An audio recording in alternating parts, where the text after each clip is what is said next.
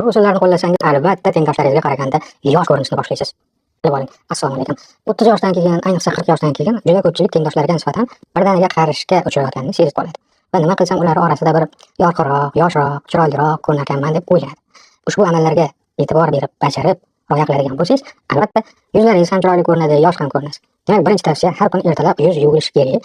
Bilaman, yuzingizni yuvasiz, lekin yuzni yuvish jarayonida ko'proq iloji boricha iliq suv bilan yuzlaringizni hamma joylarini massaj shaklida bir qator yaxshilab oddiy iliq suvga shu qo'l barmoqlari bilan tekan ravishda yuvsangiz, qon aylanish fizik ravishda jadallashadi. Qanchalik yuzni qon aylanishi yaxshi bo'lsa, yuzingiz shunchalik elastik bo'lib turadi.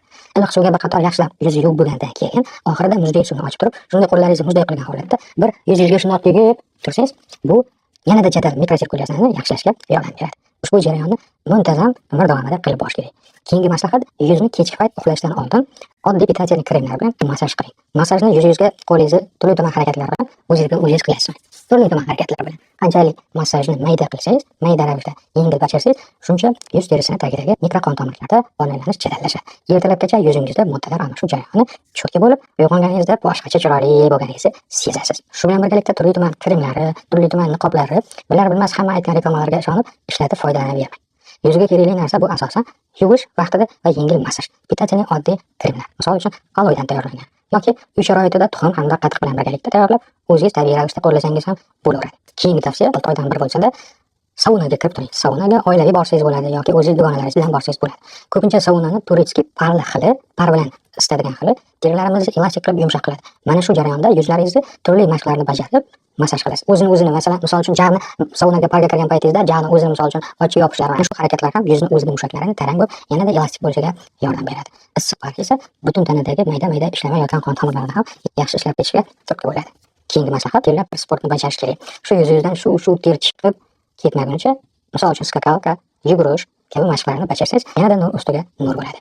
Keyingi maslahat, o'z vaqtida uxlash.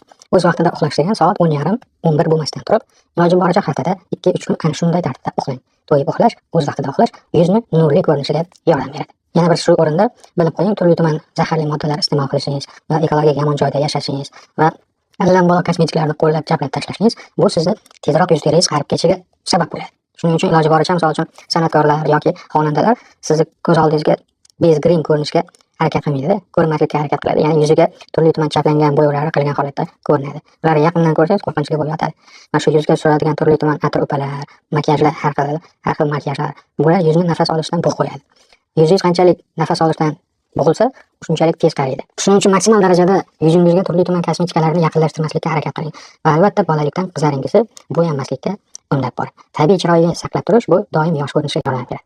Misol uchun aytganda, siz turli-tuman har xil kosmetikalarni chaplab tashlasangiz, bu toksik jihatdan hamyoviy modda bo'lib yuz terisiga ta'sir ko'rsatadi. Natijada uni moddalar almashuv jarayonida putur yetadi. Kosmetikalarni bilasiz, allambalo har xil ximikat moddalardan tayyorlanadi.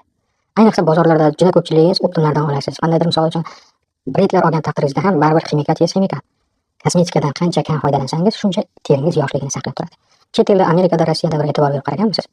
90% ayollari kosmetikadan foydalanmaydi. Tabiiy go'zal yuradi va faqatgina ozgina yonoqlariga qizil rang berishi mumkin. Sal pomada bilan, sal ozgina pomada bilan lablarini bo'yashi, bundan tashqari ozgina qora mana shu qoshini yoki u joylarini, chertalarini bildirib turadigan chizib qo'yish mumkin. Qolgan yuzlari bez, pudra, bez qandaydir kremlarsiz tabiiy o'zini saqlab turganligini doim ta'minlab yuradi. Shuning uchun ham ular yosh ko'rinadi. Amerikankalar, mana rossiyankalar bir yaqindan ko'rsangiz, yuzi tirzillab yoshligini saqlab turadi. Ular chunki ximikatlardan kam foydalanadi. Ya'ni ximikat kosmetikalardan chaplab suravermaydi. Biznikilar 18 ga to'lmasdan chaplashni boshlaydi va 30 yoshda, 25 yoshda xuddi 40-45 yoshli ayol kabi qari ko'rinadi. Demak, bunday narsalardan ham biz olis yurishimiz kerak. Keyingi tavsiya, shakar va uglevodlarni ratsiondan kamaytirib tashlang. Qanchalik shirinlikni, navon, asal, shakar, qand, murabbo, mana shunday sahri ko'p bo'lgan mazali moddalarni o'zingizdan olsangiz, shunchalik teringiz o'z ko'rinishini yaxshi saqlab turadi. Bu narsalar, bu mahsulotlar limfaga va qon aylanish tizimiga yomon ta'sir ko'rsatadi. Venalarni drenajli funksiyasi, limfalarni qayta drenajli axlatlari terini ostidan olib chiqib ketishiga shirinliklar to'sqinlik qiladi. Shuning uchun bu moddalarni qancha kam iste'mol qilsangiz, shuncha yoshligingiz saqlanib barqaror turadi. Keyingi o'rindagi maslahat, kuningizni 70% suvi toza bo'lishiga e'tibor bering. Tiniq toza suvlarni qancha iste'mol qilsangiz, qoningiz ham shuncha toza bo'ladi. Bundan tashqari, iloji boricha haftada 1-2 kun ko'p ovqat yemaydigan kunga o'ting. Ya'ni ochlik yoki qanaqadir parhez diyeta deyotganim yo'q. Shunchalik hamma narsani yesangiz ham haftada 2 kuningizda odatdagi dozadan yarmini qisqartirib yuboring. Faqat suvdan boshqa. Misol uchun doim ovqatlar bir porsiya yeb yurgan bo'lsangiz, 2 kun davomida haftada faqat yarim porsiya, yarim porsiya kechki ovqat Ularning orasidagi kichkina ovqatlarni ham yarim porsiyasini faqat yeb, qolganini yemang. Bu ham teringizni elastikligini yaxshilanishga, ortiqcha semirib ketmasligingizga yordam beradi va yoshligingizni ta'minlab turishda ancha qo'l keladi. Unutmang, biz nima yesak, o'sha bo'lib ko'rinamiz. Qanchalik siz kam yaxshi mahsulotlarni iste'mol qilsangiz, shunchalik chiroyli, kamchiqim, ajoyib ko'rkamgina ayol yoki yigit bo'lib ko'rinib yurasiz. Keyingi maslahat meditatsiya. Haftada bir kun meditatsiya jimlikda yarim soatdan 40 minutgacha bir xil pozada o'tirib jimlikni saqlab o'ylaning. Ichki dunyoga tinchlikni, barqarorlikni tuhfa qiling. Bu qaysi multfilmda edi? Maymun mana shunaqa jim o'tirib meditatsiya qilib o'tirardik. Ana shu maymun karatis yoshligini saqlagan bir yaxshi o'sishadigan ko'rinishlari ham bir yigitda edi. Shu multfilmda ham hattoki meditatsiyani insonni tanasini yosh ushlab turishda yordam berishini ko'rsatib o'tgan. Meditatsiya bizni xalqimizga hali kirib kelmagan ish. Ammo buni biz qanchalik ko'p bajarib tursak, shunchalik yoshligimiz ta'minlanib turadi. Bizni ayollarimizni qarib ketishiga sabab bo'ladigan ikkita omil. Birinchisi tushkunlik bilan ko'p mehnat, yoki ikkinchisi ko'p ovqatlanish. Turli tuman narsalar. Mana gapga borasizmi, to'yga borasizmi, tug'ilgan kunga borasizmi? Stol ustida turgan mahsulotlar juda ko'p xamir-ovqatlar va xonlik davrida unaqa nozik ne'matlar bo'lmagan. Hammasini yeb chiqib ketasizlar-da. Bo'lmaydi.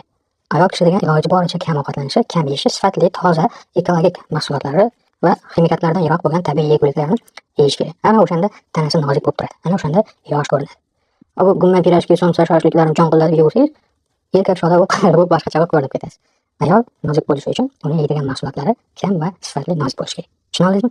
Ana shunday qilib qisqa muddatda ichida men sizlarga yuz ko'rinishingizni yoshligini ta'minlab turishga kerakli bo'lgan asosiy maslahatlar berib yubordim. Самое главное, normadan chiqmaslik va ortiqcha ximikatlarni chaplab tashlamaslik. Хорошо? Keyingi dafalargacha omon bo'ling.